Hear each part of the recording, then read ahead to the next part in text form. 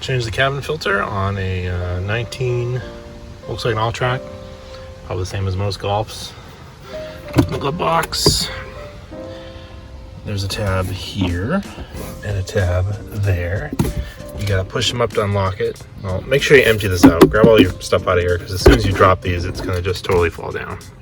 So you gotta pop those. It's kind of, you might have to do one at a time. It's a little tricky. This one. Push it up, down. This goes past it. Apparently there's a little rubber piece that's already missing somehow. Never taken this apart before, or had anybody take it apart. There. Comes down. There's where the cabin filter sits. There's a bunch of tabs you gotta pop off. So you can actually pull that. That comes right out. That makes. All right. So the easiest way to get this cover off is to go over here, find this tab, and pull it. You probably have some junk come out. Lift it up and out.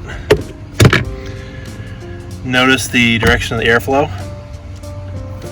So it's gonna want to, make sure the new one goes in the same way. Take it out. There's definitely some stuff stuck in there. It's dirty. This car has got about 10,000 miles on it from new, so this needs a new one. Here's the new one. Get activated charcoal. This one's a man filter. Got it from FCP Euro. Make sure the airflow is going in the right way, and then we just slide it in,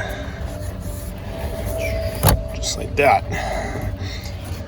Put the cover back on the same way, and pop the glove box back up where it belongs.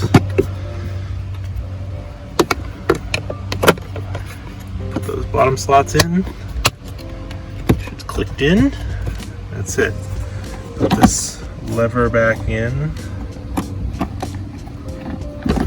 and then push the glove box back past the clips that lock it, and that's it. Put your stuff back in the glove box.